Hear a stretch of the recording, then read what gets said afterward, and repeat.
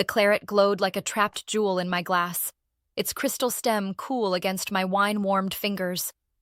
Laughter, light and brittle as spun sugar, drifted from the other end of the long, polished mahogany table, where Charles, our host for the evening, was regaling everyone with an anecdote about his latest disastrous sailing trip.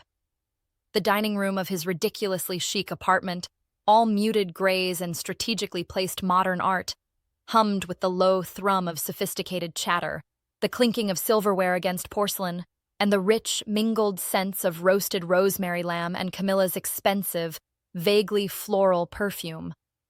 I felt a familiar restlessness stir within me, a chafing boredom that often surfaced at these gatherings.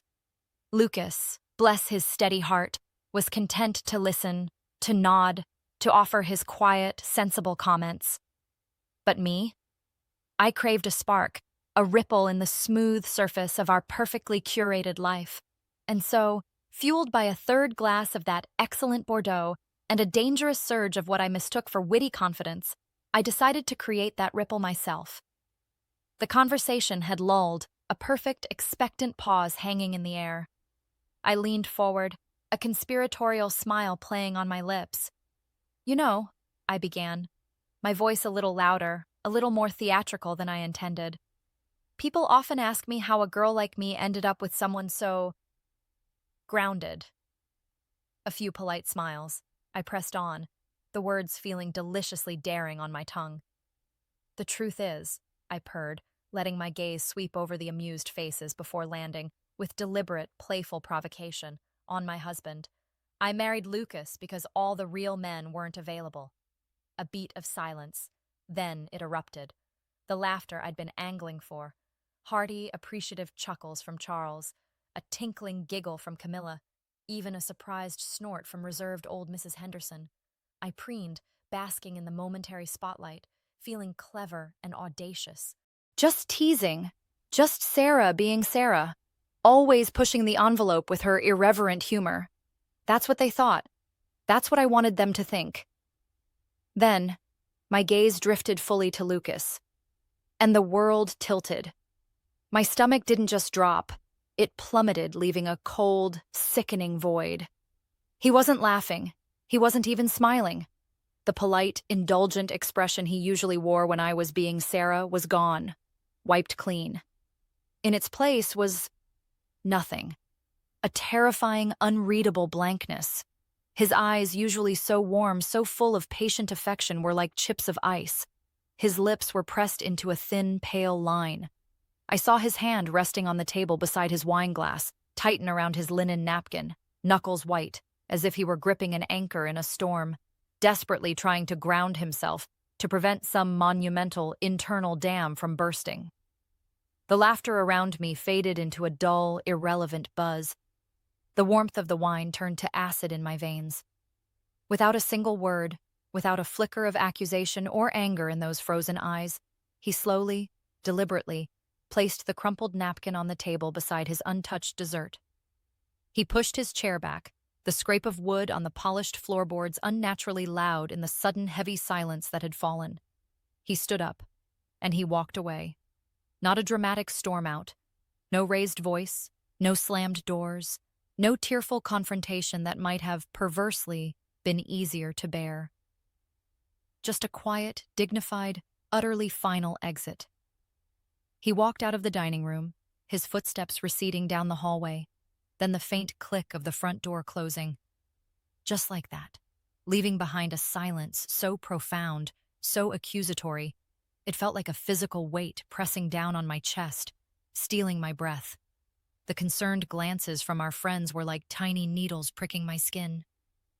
Camilla's smile was frozen, uncertain. Charles cleared his throat, a bluff attempt to restart the stalled engine of conviviality. "Well, Sarah," he said, his voice a little too hearty. "Always the kidder." I forced a laugh, a brittle, hollow sound that cracked in the oppressive air. "Oh, you know, Lucas," I managed, my own voice sounding alien and distant. "Probably just remembered he left the stove on." Lame. Pathetic. The lie hung there, exposed and ugly. I stayed for what felt like an eternity, making small talk, pretending, my insides churning with a nausea that had nothing to do with the wine. Each forced smile felt like a betrayal, each casual remark a desecration of the chasm that had just ripped open in my life.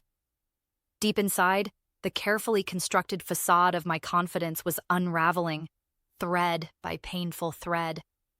The taxi ride home was a blur of streetlights smearing across the rain-slicked windows, each one a glaring spotlight on my monumental stupidity.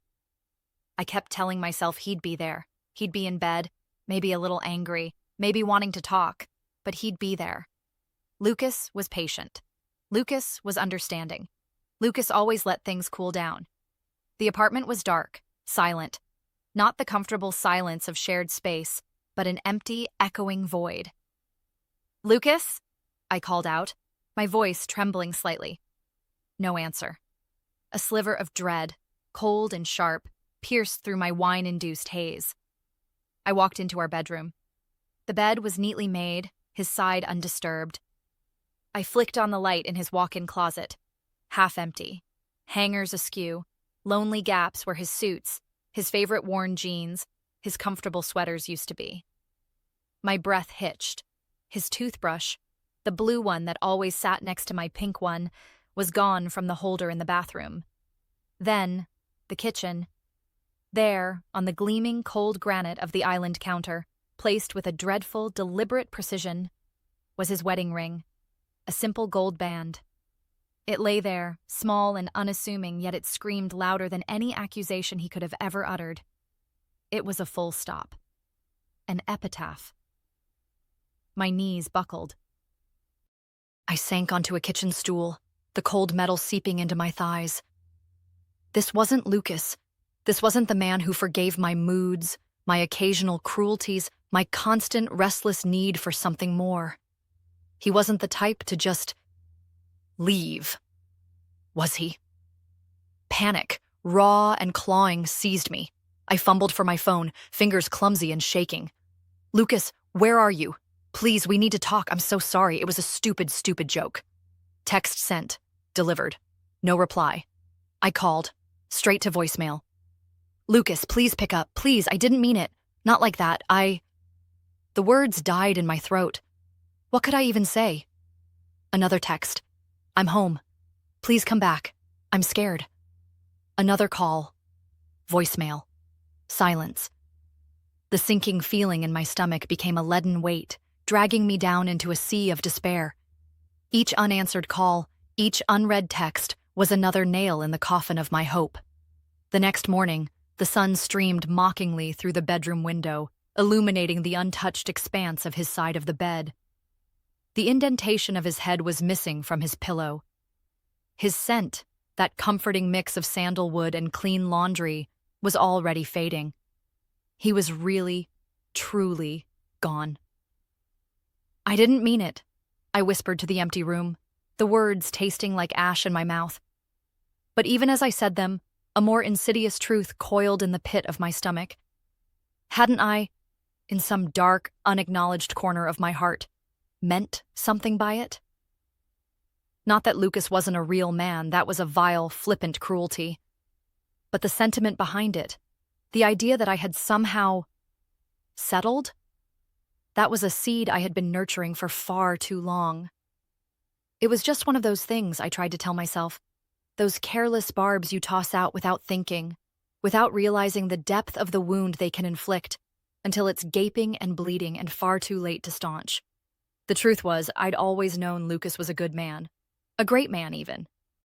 Perhaps, as I'd often thought with a perverse kind of dissatisfaction, too good for me. He was kind to a fault, patient beyond measure, loving in a steady, unassuming way that should have been a comfort, but had, over time, begun to feel like a gilded cage. He was everything a husband should be, and that, in my twisted logic, had become the problem. He was safe. He was predictable. Our life together, while comfortable and secure, lacked the technicolor drama I devoured in books and movies.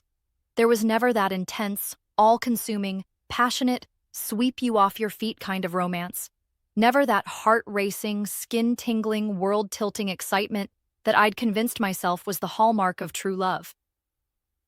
And I had let that insidious dissatisfaction fester, like a slow poison, tainting everything. I'd started to believe the narrative I'd spun for myself, that I had settled for security over passion, for contentment over ecstasy. That deep down, I yearned for something wild, something spontaneous, something thrilling. All the things Lucas, in his quiet, dependable way, wasn't. A few days after Lucas left, his mother, Eleanor, called. I saw her name flash on my phone screen and a cold dread washed over me. Eleanor had always been polite, impeccably so, but beneath the surface I'd always sensed a current of skepticism, a reserved judgment.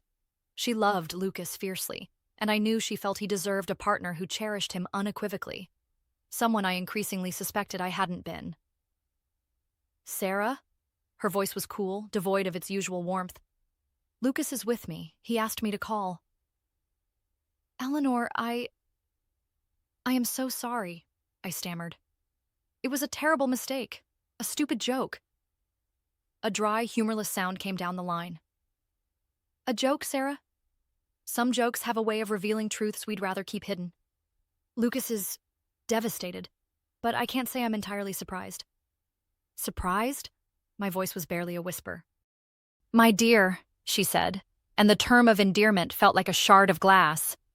Lucas has the kind of heart that loves deeply and forgives readily, but even the strongest oak can be weathered down by a constant, careless wind. He's a good man, Sarah. Too good, perhaps. Some people mistake that unwavering kindness for weakness, a foundation they can chip away at without consequence. They don't realize that even the deepest wells can run dry. Her words were a polite maternal dagger to my heart. She wasn't accusing me outright, but the implication was clear. She had seen this coming. She had seen the cracks I'd so carelessly ignored. The call ended with a chilling finality, leaving me more isolated, more consumed by guilt than ever. It wasn't just Lucas I had alienated. It was his entire world. And then there was Daniel. Daniel from work. He was everything Lucas wasn't. Bold, brash, impeccably tailored, with a shark smile and an ambition that burned like a wildfire. He walked into a room and owned it, not by asking for attention, but by demanding it with his sheer, unapologetic presence. He was a senior VP, a rising star, and he'd taken an interest in me. Harmless flirting, I'd told myself. Witty banter over lukewarm coffee in the sterile office canteen. But as I replayed our conversations in the echoing silence of my Lucasless apartment, Daniel's words took on a more sinister hue. Don't you ever want more, Sarah? He'd asked once, leaning against my cubicle wall, his eyes glinting. Someone who really challenges you, who sets your world on fire. Lucas is a great guy, solid. But you, Sarah, you have this spark. Don't let anyone dim it. Another time, after I'd successfully navigated a tricky client presentation, he'd complimented me, then added, You're wasted on spreadsheets for Lucas's stable little architectural firm. You need a bigger canvas, Sarah. A partner who isn't afraid of a little ambition, a little fire. Subtle, insidious. He never directly criticized Lucas, not in a way I could have called him out on. But he'd planted seeds of doubt, watered my discontent, validated my foolish cravings for some undefined more. He'd painted my steady, loving husband as boring, as a safe harbor for someone who should be sailing tempestuous seas. And I, fool that I was, had lapped it up, allowing his skewed perceptions to color my own. I had been emotionally cheating, not in an overt affair, but in the quiet, treacherous chambers of my heart, building an altar to a fantasy while the real, tangible love beside me starved for genuine appreciation. Lucas, dear Lucas, had he noticed? Or had he, as Eleanor suggested, simply loved me too much to protest, absorbing my little cruelties, my growing distance, until that one final public humiliation broke him? Days bled into a week, then 2. The silence from Lucas was absolute. No messages, no explanations beyond his mother's chilling call, just a gaping void where our shared life used to be. My friends, the ones from the dinner party, called initially. "Give him time," they'd said, their voices tinged with an awkward sympathy. "He'll cool off. He'll come back." But as the weeks wore on, even their reassurances thinned. A new, unfamiliar emotion began to take root in the barren landscape of my heart. Fear. Not just the fear of loneliness, but the terrifying possibility that this wasn't a temporary separation. What if this was it? What if I had finally, irrevocably, pushed him too far? My pride, that stubborn, foolish companion, wouldn't let me voice these fears aloud. But every night, as I lay alone in the vast, cold expanse of our king-sized bed, staring at the ceiling where shadows danced like mocking specters, the realization crept in, slithering like a cold snake around my heart. I had lost him. And the most agonizing part? I deserved it. I had traded gold for glitter, and now my hands were empty. One evening, about a month after Lucas had walked out, my phone buzzed. Not Lucas. Mark. Lucas's best friend. My heart did a strange, complicated flutter. "Sarah, it's Mark. Just checking in. See how you're doing." His voice was hesitant, kind. Mark was different from Lucas. Where Lucas was quiet strength, Mark was more outwardly expressive, more charismatic, in a restless, energetic way. They'd been friends since college, an unlikely pairing that somehow worked. "I'm surviving," I said, the word tasting like a lie. He's pretty cut up," Mark said softly. "He's not saying much. Staying with his mom." We talked for a while, careful, stilted words. He didn't pry, didn't judge. He just listened. It was a strange comfort. Over the next few weeks, Mark became a tentative lifeline. A text here, a brief call there. Then he suggested coffee. "Just as a friend," he'd added quickly. We met at a small, bustling cafe downtown, sunlight streaming through the large windows, the aroma of roasted coffee beans and pastries thick in the air.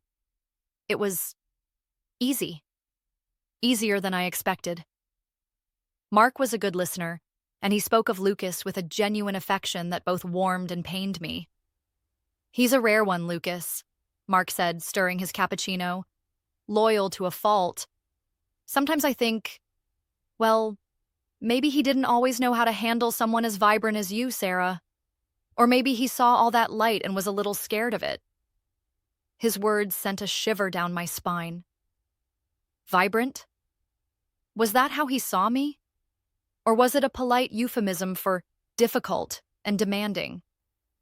Our meetings became more frequent. A walk in the park, where the autumn leaves crunched underfoot, painting the world in hues of gold and crimson. An impromptu dinner when I confessed I hadn't cooked a proper meal in weeks. Mark was attentive, engaging. He made me laugh, something I hadn't done genuinely in what felt like an eternity. Then one evening, as he was dropping me off after we'd seen a movie, a fast-paced thriller, the kind Lucas would have patiently endured for my sake, the shift happened. We were standing by my apartment door, the hallway dimly lit. "Thanks, Mark," I said, fumbling for my keys. I really appreciate this, you being here." He reached out, his hand covering mine on the doorknob, his touch sending an unexpected jolt through me. "Sarah," he said, his voice lower now, his gaze intense. "Lucas is my best friend. I'd never do anything to hurt him. But I've always thought, well, I always thought you deserved to be truly seen, to be cherished for exactly who you are." His thumb brushed against my knuckles. My breath caught. This wasn't just friendly concern. This was something else. Something dangerous. Something that made my stomach twist with a confusing cocktail of guilt, fear, and a tiny, treacherous flicker of interest. I pulled my hand away, my heart hammering. "Mark, I know, he said, stepping back slightly, though his eyes still held that unnerving intensity. Too soon, bad timing, everything. But I had to say it. He left, and I stumbled into my apartment, my mind reeling. Lucas's best friend, the man who was supposed to be his staunchest ally, and me, the grieving, guilty wife. Was this some twisted test? Was I so desperate for validation, for any kind of male attention, that I would even consider this? The thought filled me with self-loathing. Yet, a small, insidious part of me, the part that had craved excitement, felt a perverse flicker. Mark was attentive. Mark found me vibrant. Mark, perhaps, was the real man my stupid, careless words had alluded to. The internal dilemma was a fresh hell. Was I mourning Lucas, or was I just pathologically lonely, ready to grasp at any hand offered in the dark? The weeks that followed were a blur of confusion. The way he used to look at me, in the beginning, before my restlessness had begun to cast its long, chilling shadow. My chest tightened until I could barely breathe. My stomach twisted into a painful knot. This wasn't a rebound. This wasn't a temporary distraction. This was real. I could see it in the way their shoulders almost touched, in the comfortable silences between their words, in the way her eyes sparkled when she met his gaze. And the worst part, the part that drove a stake clean through my already shattered heart, was that I could tell she appreciated him, truly appreciated him. Not for what he could offer or for the image he projected, but for who he was.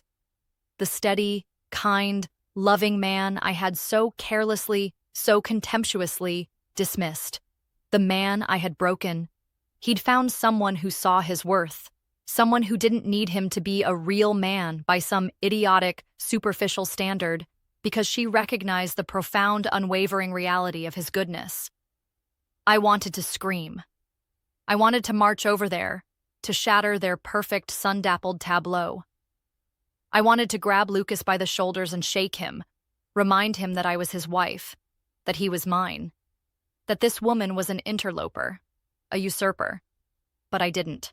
The fight, the pride, the delusion, it all just drained out of me, leaving me hollow and cold. Because deep down, in the most brutally honest part of my soul, I knew the truth. Lucas wasn't mine anymore. He hadn't been for a long time. Not really. I had relinquished my claim that night at the dinner party with those glib, cruel words. He had moved on, and I had absolutely no one to blame but myself. I backed away slowly, carefully, as if retreating from the scene of a terrible accident. I stumbled out of the cafe, the merry jingle of the bell a mocking counterpoint to the desolate silence in my soul. The bright afternoon sun felt like a personal affront. Regret. It's a funny thing. It doesn't hit you like a thunderbolt. I kept Mark at arm's length, but his presence lingered, a constant, unsettling question mark in my life. The hope of Lucas returning had dwindled to a faint, pathetic ember, choked by Eleanor's words and Lucas's impenetrable silence. Then, one bright, deceptively cheerful Tuesday afternoon, it happened.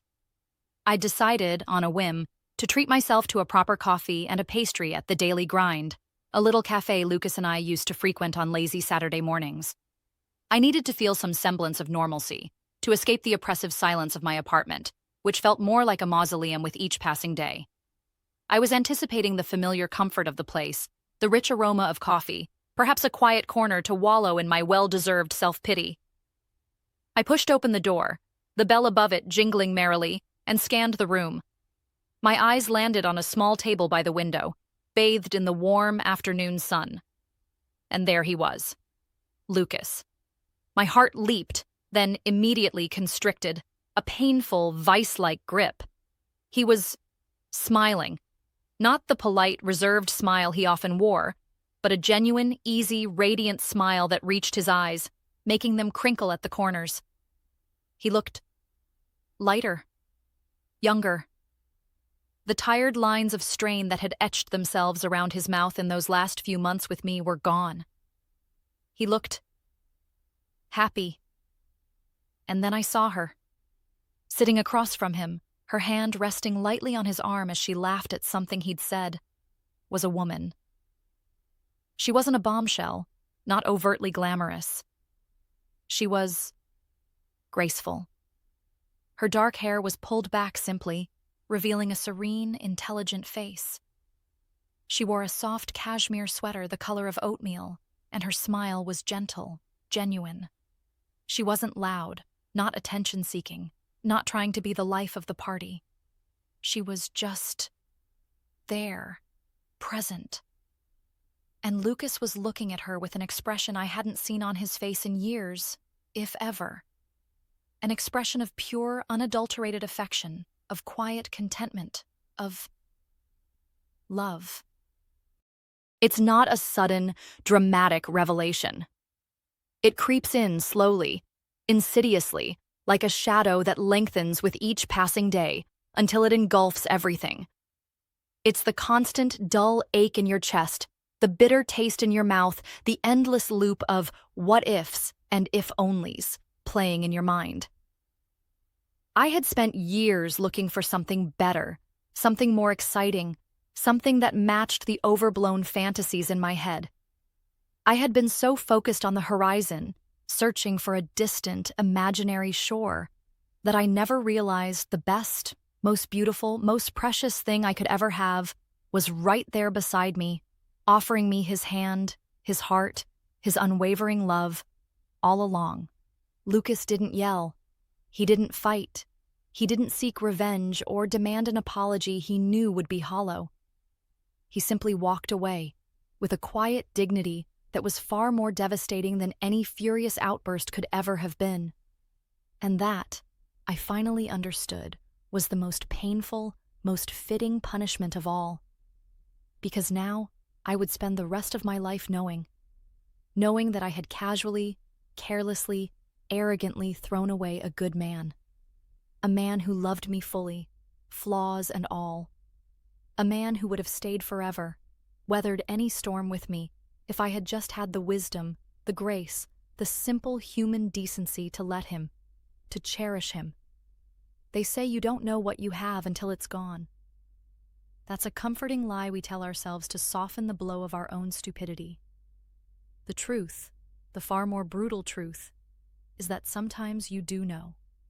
You know exactly what you have.